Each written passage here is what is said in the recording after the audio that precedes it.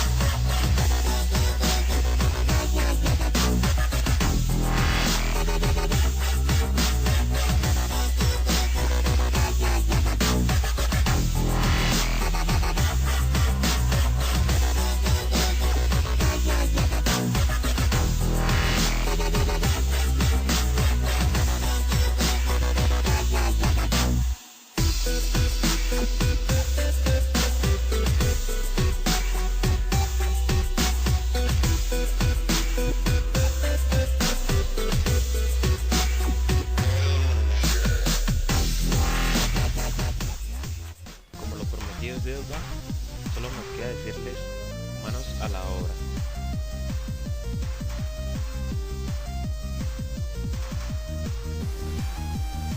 Empezaremos por conocer la motherboard. Bueno, la motherboard se le conoce también como la placa base o tarjeta madre. Es una tarjeta de circuito impreso a la que se conectan las demás partes de la computadora. Tiene instalados una serie de integrados entre los que se encuentran el chipset que sirve como centro de conexión entre el procesador, la memoria RAM, los buses de expansión y otros dispositivos. Va instalada dentro de un gabinete que por lo general está hecho de lámina. Comúnmente lo llamamos la torre y tiene un panel para conectar dispositivos externos y muchos conectores internos y zócalos para instalar componentes dentro del gabinete. La placa base además incluye un software llamado BIOS que le permite realizar las funcionalidades básicas como pruebas de los dispositivos, video, manejo del teclado, reconocimiento de dispositivos y cargar el sistema operativo. Ahora veremos qué componentes admite una placa base típica. Comencemos. Un conector de alimentación. Por este conector, una alimentación eléctrica proporciona a la placa base los diferentes voltajes necesarios para su funcionamiento. El zócalo o socket de la CPU. Por lo general se acostumbra a llamar por CPU la torre, algo que está muy mal, siendo esto un error, ya que la CPU es la unidad central de procesamiento y es un receptáculo que recibe el microprocesador y le conecta con el resto de la microcomputadora. Bueno, ahora miremos lo siguiente: las ranuras o bancos de memoria RAM. Son estas ranuras donde se monta o se inserta la memoria principal de la computadora, de lo que estamos hablando, sea de la RAM. Antiguamente los chipsets de RAM se colocaban uno a uno sobre la placa, de la forma en que también se hacían en las placas de video, lo cual no era una buena idea debido al número de chips que podía llegar a ser necesario y a delicadeza de los mismos. O sea, era una cosa tremenda. Por ello se conectaron varios chips de memoria soldados a una placa, dando lugar a lo que se conoce como módulo de memoria RAM. El chipset, uno o más circuitos electrónicos que gestionan la transferencia de datos entre los diferentes componentes de la computadora, como lo son el microprocesador, la memoria RAM, el disco duro, etc. Los conocemos también como el puente norte y el puente sur. Aquí tenemos el bus interno. En la arquitectura de computadores, el bus o canal es un sistema digital que transfiere datos entre los componentes de una computadora o entre computadoras. Esta forma por cables o pines en un circuito impreso, dispositivos como resistores y condensadores, además de circuitos integrados. Estos son los conectores externos de la placa base, donde encontramos los siguientes: los puertos PS2, que nos sirven para conectar el mouse y el teclado. el puerto serie o DB9. Este puerto servía para conectar dispositivos antiguos, tales como el teclado, antiguos teclados. El puerto paralelo se utilizaba para la conexión de antiguas impresoras. El conector VGA se utiliza para la conexión de monitor de la computadora. Los puertos USB sirven para conectar periféricos recientes, por ejemplo una memoria USB, discos duros externos, unidades de CD o DVD. El conector RJ45 se emplea para la conexión de una red informática. Los conectores multimedia. En ellos podemos conectar dispositivos de audio tales como altavoces o micrófonos.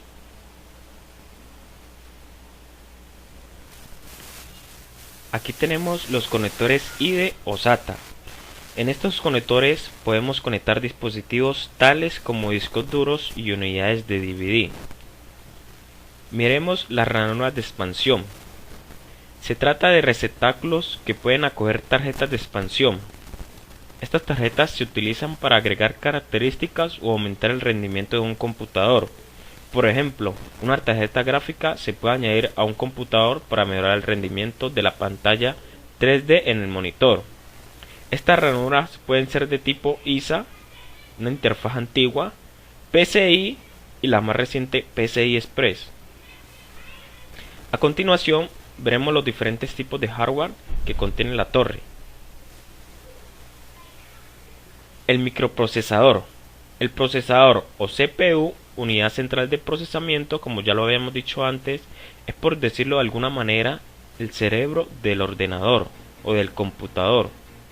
Permite el procedimiento o el procesamiento de información numérica, es decir, información ingresada en formato binario, así como la ejecución de instrucciones almacenadas en la memoria. También existen los tipos de microprocesadores multinúcleo. Son aquellos que combinan dos o más núcleos independientes en un solo paquete.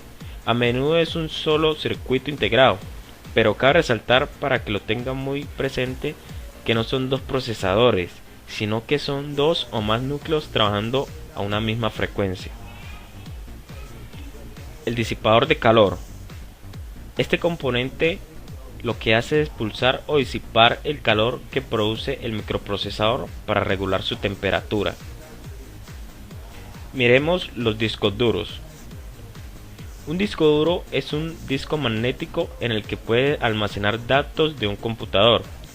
El disco duro es la parte de tu ordenador que contiene la información electrónica, donde se almacenan todos los programas o software del computador. Es uno de los componentes del hardware más importantes dentro de tu computador. El término duro se utiliza para diferenciarlo de los discos flexibles o disquete. Los discos duros pueden almacenar mucho más datos y son más rápidos que los disquetes. Por ejemplo, un disco duro puede llegar a almacenar más de 2000 GB, o sea, 2 teras. El bus de datos. Por medio de estos cables se transmiten los datos necesarios para la comunicación entre el hardware y la placa base. Miremos la unidad de DVD o CD. La unidad de DVD o CD sirve para leer los discos ópticos, o sea, los CDs, los DVDs, eso es. La memoria RAM también es muy importante.